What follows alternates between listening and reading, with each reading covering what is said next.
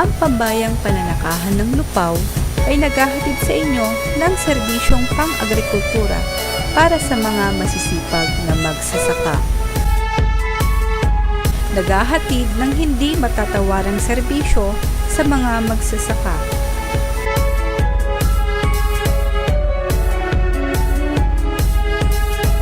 Sa pagpapalayan, umaalalay ang mga technicians sa pangangalaga ng kanilang palay para mapataas ang kanilang mga ani.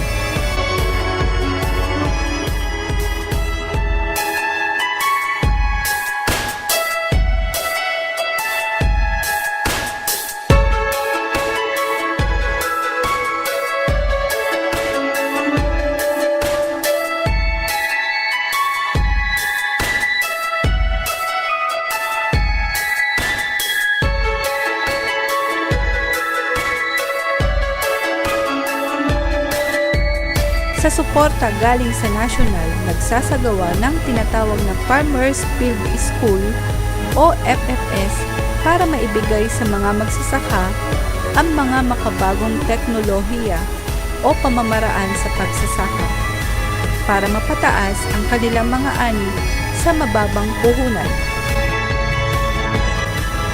Sa pagkugulayan, nagbibigay ng mga libreng buto ng gulay ang ahensya para sa mga magsasaka na mahilig magtanim ng gulay sa kanilang mga bukid o bakuran.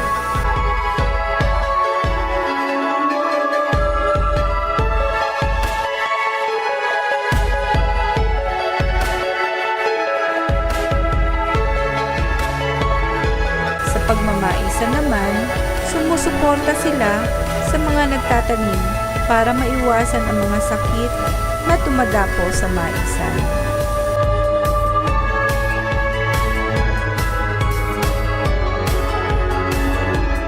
May inilunsad din sa bayan na programa para sa One Town One Product o OTOP na tinatawag. Ito ay ang mga pagpapatubo ng mushroom. Nakaalalay din dito ang kagawaran ng pagsasaka ng lupaw at ang butihing mayor. Sa pag-oorganisa at pagpapaunlad ng mga organisasyon gaya ng RIC, nagsasagawa din ng mga raffle bonanza at iba pang gimmick ang ahensya para mapasigla ang miyembro nito.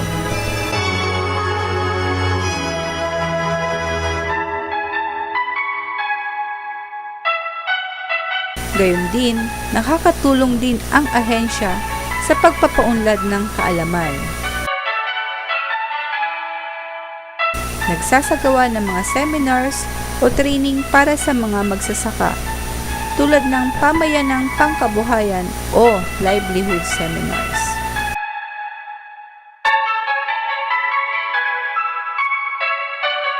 Kaugnay nito, nagbibigay din ang ahensya ng mga subsidy para sa binhi para sa pagsuporta sa mga magsasaka.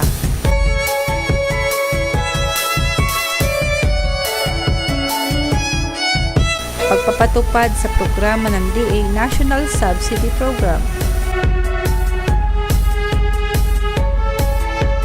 Sa pag-iisdaan naman, nagpapamahagi din ng mga libreng fingerlings ng tilapia para sa mga magsasaka na may mga fish pan.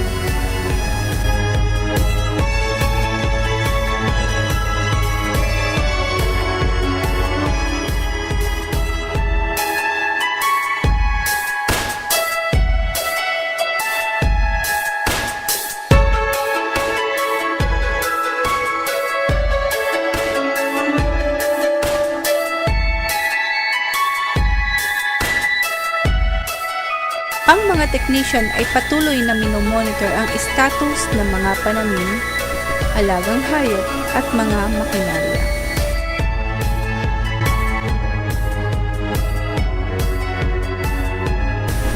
Sila ang mga kabalikat nyo sa pagunlad ng pambayang pananakahan ng lupaw.